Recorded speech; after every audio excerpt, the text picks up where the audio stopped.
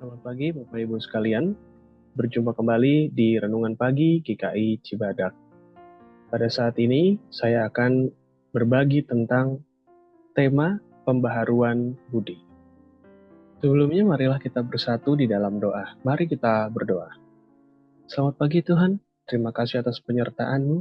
Kami kembali lagi dapat bangun di pagi hari ini dan kami akan merenungkan firman Tuhan sebelum kami memulai kegiatan kami di pagi hari ini. Kiranya Tuhan yang akan beserta dan memberikan kami keterbukaan hati dan pikiran. Dan kiranya Tuhan yang akan beserta kami dari awal, pertengahan, hingga akhir dari renungan pagi hari ini. Di dalam nama Tuhan kami Yesus Kristus, kami sudah berdoa. Amin. Baik Bapak Ibu Saudara, bacaan dilandaskan dari surat Roma, pasal 12, ayatnya yang kedua. Saya akan bacakan untuk kita semua. Demikianlah firman Tuhan. Janganlah kamu menjadi serupa dengan dunia ini, tetapi berubahlah oleh pembaharuan budimu, sehingga kamu dapat membedakan manakah kehendak Allah, apa yang baik, yang berkenan kepada Allah, dan yang sempurna. Demikianlah pembacaan firman Tuhan. Yang berbahagia adalah kita sekalian yang senantiasa merenungkannya dalam hidup kita. Bapak Ibu Saudara yang terkasih, apa yang dimaksud dengan budi? Tentu mungkin kita langsung berpikir ini adalah salah satu nama yang pada generasi-generasi sebelumnya cukup sering dipakai untuk menamakan anak laki-laki ya. Tetapi menurut KBBI atau Kamus Besar Bahasa Indonesia, budi merupakan kata yang bermakna yang pertama, alat batin yang merupakan paduan akal dan perasaan untuk menimbang yang baik dan buruk. Yang kedua, budi bermakna tabiat, akhlak, atau watak. Ketiga, budi berarti perbuatan baik atau kebaikan, yang biasa kita sebut dengan membalas budi. Dan yang terakhir, budi bermakna sebagai daya upaya atau usaha manusia dan ikhtiar, yang mana ada tindakan yang diniatkan dengan sepenuh hati. Itulah yang dimaksud dengan budi. Dan pada saat ini kita lihat di surat Roma dikatakan kita sekalian harus memiliki pembaharuan budi. Dan ada satu hal lagi yang perlu kita perhatikan bersama, yakni ada anjuran di dalam surat Roma 12 ayat 2 tadi, supaya kita tidak serupa dengan dunia ini. Namun apa yang dimaksud dengan dunia? Nah, kata dunia sendiri di dalam bahasa Yunani, bahasa aslinya adalah aion, yang bisa menunjuk kepada zaman, tatanan dunia, yang dipribadikan atau dipersonifikasikan sebagai sebuah kuasa yang jahat. Sehingga kata dunia di sini lekat dengan sebuah kejahatan. Maka marilah kita tidak menyalahartikannya bahwa dunia itu sesederhana sebagai dunia yang kita tinggali sekarang ini. Dan kita mungkin bisa berpikir di dunia ini masih ada kebaikan-kebaikan. Tetapi yang dimaksud adalah zaman yang sudah semakin rusak. Tatanan dunia yang juga kalau kita lihat di zaman sekarang bukankah dipenuhi dengan orang-orang yang berkuasa dengan tidak memperhatikan orang lain. Dan sekali lagi ini bukan bermaksud untuk menyindir sekedar pemerintah-pemerintah yang menjabat pada saat ini. Namun kekuasaan yang dimaksud adalah kekuatan secara finansial. Tentu kita tahu bahwa di dunia ini ada banyak sekali orang-orang yang begitu luar biasa memiliki kekayaan dan mereka juga memiliki kuasa dan pengaruh. Bahkan bisa juga mempengaruhi pemerintahan yang berlangsung di negara manapun juga.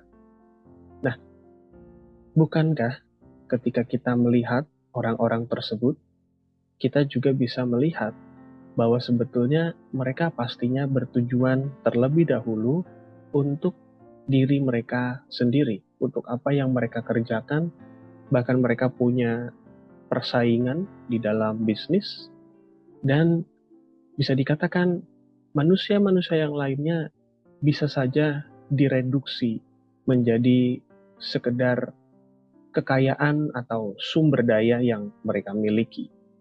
Nah, hal-hal seperti ini apabila kita mau renungkan, kata dunia yang tadi dipakai pada surat Roma menunjukkan bahwa dunia ini tidaklah mementingkan diri kita dan juga tidak berusaha untuk mengajarkan sesuatu yang baik.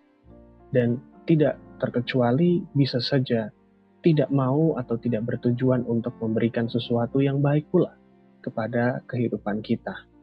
Yang pada saat ini terjadi ialah banyak orang yang harus menempuh pekerjaan yang berat, di mana tidak ada orang yang mengerti kondisi mereka, sedangkan mereka harus mencukupi segala kebutuhan keluarga. Maka marilah kita lihat betapa menjemukannya dunia yang sekarang kita saksikan ini. Nah, supaya kita bisa terlepas atau kita juga bisa memiliki pendirian sendiri, maka kita lihatlah mengapa banyak orang bepergian ke alam, baik itu ke pantai dan terkhusus ke tempat-tempat yang sejuk, seperti gunung, mereka mendaki, mereka berkemah, dan mereka berusaha menaklukkan puncak-puncak gunung tersebut. Mengapa mereka melakukannya? Padahal mereka juga memiliki kesibukan dan permasalahan. Nah, beberapa jawaban yang bisa saya kemukakan hari ini adalah yang pertama, bahwa hidup itu bukan hanya sekedar bergelut dengan kesibukan dan permasalahan. Betul ada kesibukan, betul ada permasalahan. Tapi hidup ini bukanlah didikte oleh kesibukan dan permasalahan yang kita miliki. Yang kedua, kesibukan serta permasalahan itu berisiko sekali untuk mengaburkan jati diri kita. Siapakah diri kita yang sebenarnya ini? Dan mengaburkan apa yang berarti di dalam hidup ini. Bayangkanlah di dalam seminggu ini yang kita lakukan hanyalah dituntut untuk mengerjakan sesuatu sesuai dengan deadline yang ada. Betapa keringnya kita merasakan dari hari ke hari itu. Karena yang terpikirkan hanyalah bagaimana tugas-tugas ini harus selesai. Disinilah mengapa orang-orang mau pergi menyempatkan waktu dan juga sumber daya untuk bisa pergi ke alam. Mereka ingin sejenak mengambil jarak dengan segala kesibukan dan permasalahan itu, supaya mereka bisa mencari kembali diri mereka itu dan apa yang berarti. Nah, kemudian tidak berhenti sampai di situ saja. Orang-orang ini ingin mencari sisi lain dari kehidupan. Mereka ingin berusaha untuk mencari makna dan juga ingin bertemu dengan Sang Pencipta.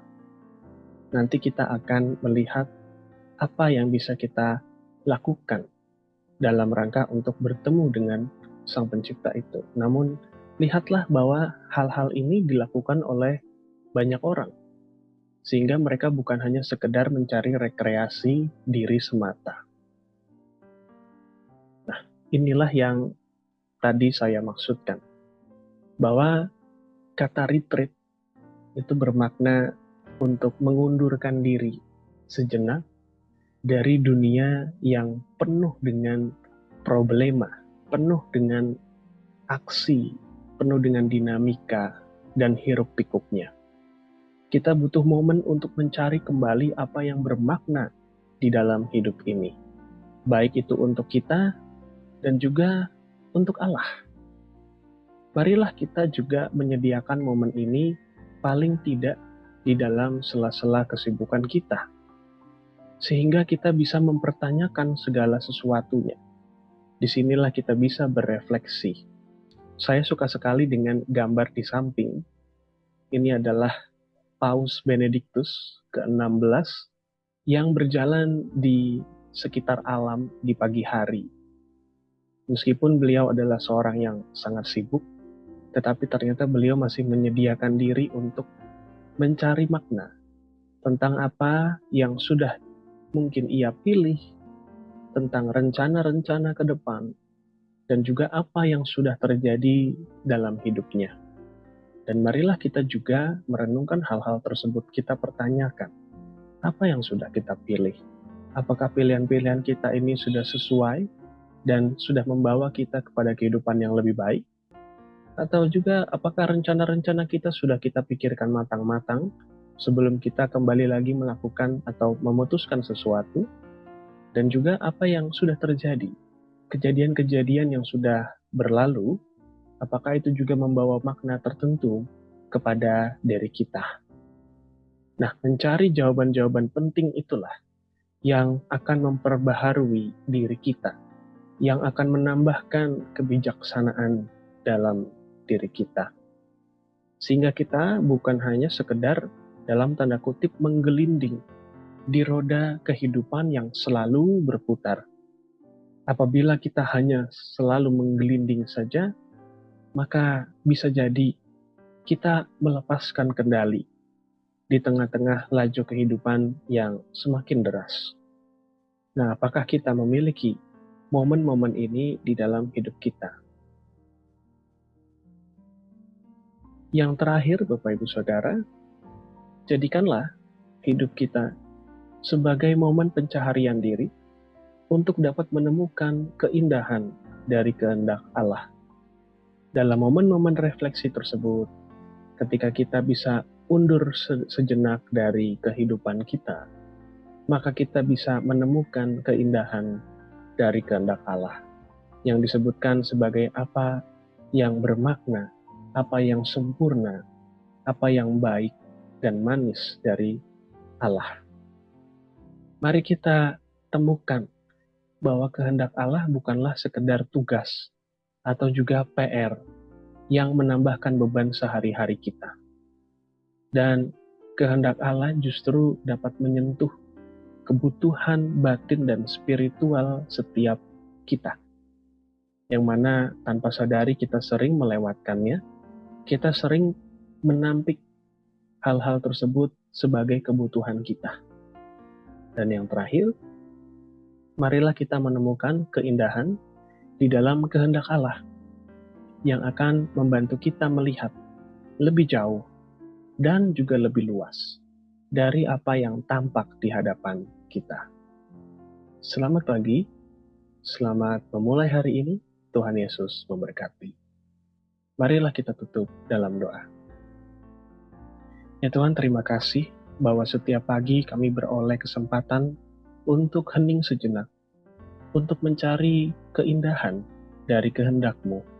Dan biarlah Tuhan juga yang akan terus sertai kami, mampukan kami untuk dapat mengambil jarak antara kami dan kesibukan kami, sehingga kami tidak kehilangan jati diri kami. Kami tidak kehilangan apa yang berarti, yang harusnya kami tetap pertahankan di dalam kehidupan kami masing-masing, juga dengan keluarga kami. Sehingga kami tidak hanya sekedar menggelinding di dalam hidup ini, hanya mengikuti laju roda kehidupan yang semakin lama semakin kencang. Dan biarlah Tuhan juga yang akan berikan kami hikmat, supaya kami semakin dapat terus diperbaharui dalam budi diri kami. Kami rindu untuk menjadi orang-orang yang senantiasa menemukan hal yang baru bersama dengan Allah setiap harinya, meskipun kami bertemu dengan berbagai kesibukan dan juga permasalahan. Sertai kami Tuhan di dalam hari ini, karena kami mau menyerahkan satu hari ini ke dalam tangan kuasa-Mu saja. Di dalam nama Tuhan kami Yesus Kristus, kami sudah berdoa. Amin.